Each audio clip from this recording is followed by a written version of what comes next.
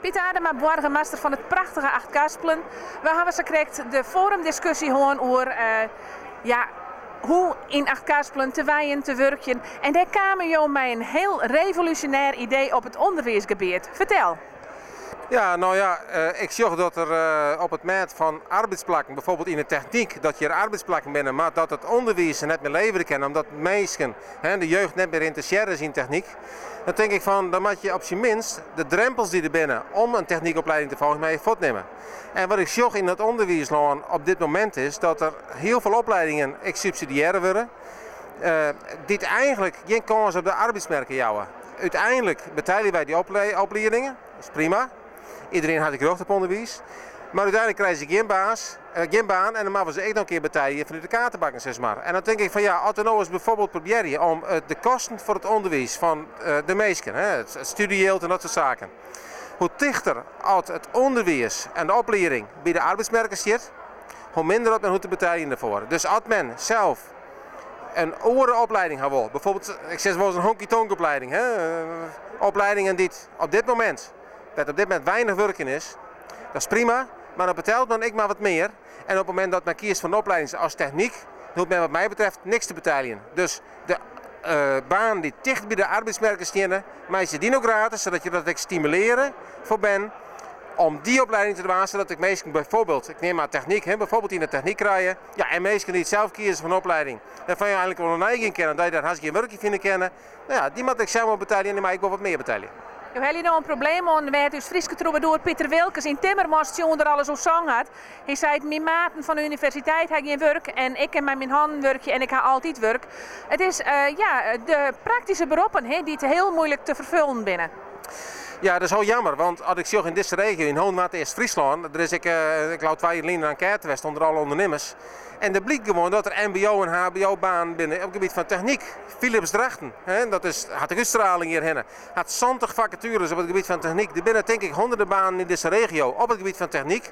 Alleen dat de meesten ben net te krijgen. Philips gaat dan uit Boetland om die meesten te krijgen. Dus ik denk, ja, het ergens een kans leidt voor werkgelegenheid, dan is het in de techniek.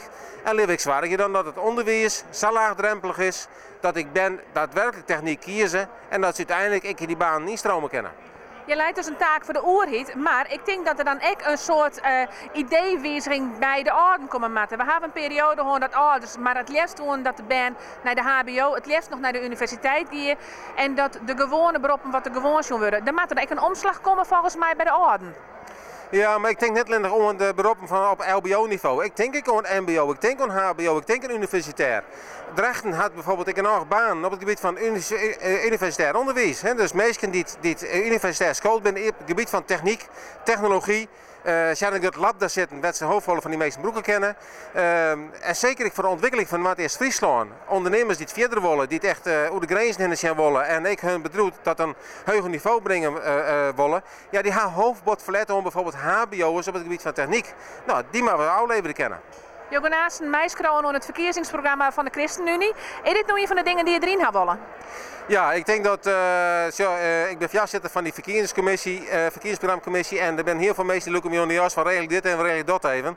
Ja, ik kan net alle wensen erin brengen, want dan ben ik een belangenorganisatie aan het worden. Maar wat ik wil zeggen is dat je een kans leidt en bij het schroeven van het verkiezingsprogramma zit je rekening mee houden. Als ik het erop rijd, dat is wat anders.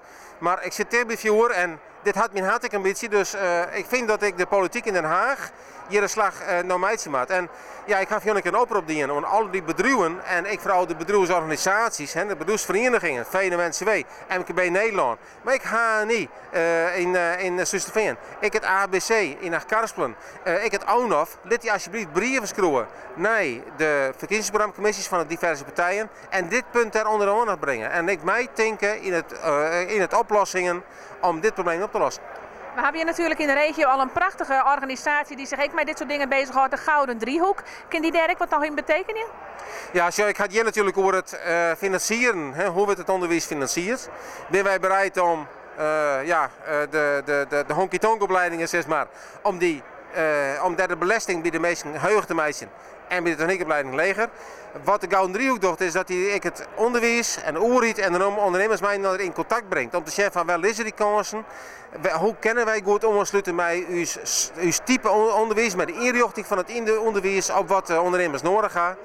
Oerriet stimuleert dat is een prachtig initiatief en dat soort initiatieven heb ik zeker ruimte aan. Nou, de toekomst zal er in elk geval goed uitzien dat het om jou leidt en met jouw passie maakt jou een heel eind komen kunnen volgens mij. Ik denk dat we mijn die passie hebben om daarvoor te gaan. En dan kunnen we van deze regio wat moois meisje. En dan hebben we deze regio, ik onder jongeren. En als ze nou LBO-school binnen of ze bij de universitair school, hebben we een Holleberg te bieden. En daar gaat het mee om. Piet Adema, bedankt.